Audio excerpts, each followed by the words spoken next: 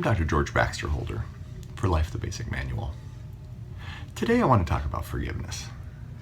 It's a simple art, it's a simple practice with lots and lots of benefits. Have you ever been so angry with someone you just knew that you would never forgive them? Maybe a loved one or a family member, maybe a coworker. Well, the practice of forgiveness has been shown to reduce anger, hurt, depression, stress, and it leads to feelings of hope, peace, compassion, and even self-confidence. Practicing forgiveness not only leads to healthy relationships, it can also lead to personal, physical health. It influences our attitudes, which opens up the heart to kindness and to love, to beauty, and to overwhelming feelings of well-being. Dr. Frederick Luskin talks about forgiveness. He outlines 9 simple steps that a person can use to open up their heart to loving kindness. The first step is to know exactly how you feel about what happened and to be able to articulate exactly what it was that's not okay with the situation. Then talk to a couple of very trusted friends and explain your experience. Run it by them, as it were. Number 2, make a commitment to yourself to do what you need to do to feel better. The practice of forgiveness, it's not about them. It's about you. Number 3, forgiveness does not necessarily mean reconciliation with the person that hurt you, nor does it mean that you're going to condone their behavior or their actions. What you're after is to find peace.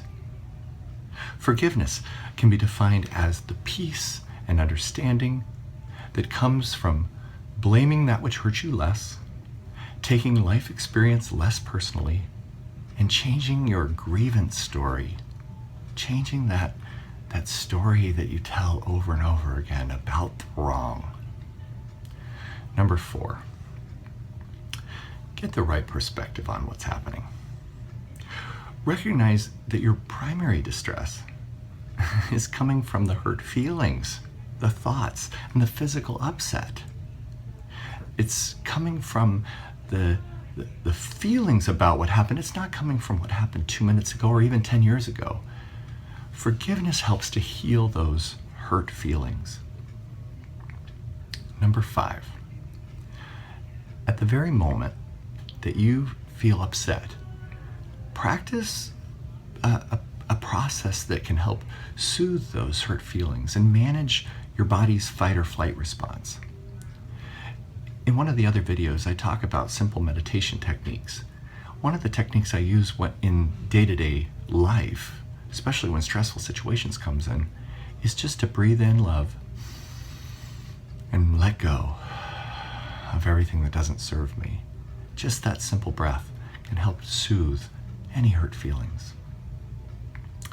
Number 6, this is the tough one. Give up expecting things from people and from life that they choose not to give you. Recognize those unenforceable rules that you have for your health and for how you or other people must behave. Remind yourself that you can hope for health, love, and peace and prosperity, and you can work hard for them. But many times we get caught up in what other people should do. We end up setting up unrealistic expectations for everyone in our life, and then when they don't meet them, we're upset. I've heard it said that expectations are preconceived resentments. Number 7, put your energy into looking for another way to get your positive goals met through experience that has a positive benefit. Try to channel that energy into moving your life forward rather than channeling that energy into that endless loop of telling the story over and over again, and especially when it's a hurtful situation that you just mentally play over and over again like an endless loop. that endless loop will never get you where you want to go. You'll be stuck. 8, remember that the best way to get even with someone that's in this situation with you is to live your best life. A life well lived is the best revenge. Instead of focusing on your wounded feelings and thereby giving the person who caused you pain that power over you, focus on looking for love and beauty and kindness around you. Forgiveness is all about your personal power, claiming that back, grabbing onto it, and moving your life forward. Finally, number 9 is amend your story. Amend your grievance story to remind you of the heroic nature of being in forgiveness. Finally, I find that forgiveness is a little misunderstood. I see forgiveness as an actual place, as a platform, as a place mentally, physically, spiritually that I am trying to get to that is perfectly suited for giving. And that's why I'm in the internal this eternal search for that place of forgiveness. Thanks for listening.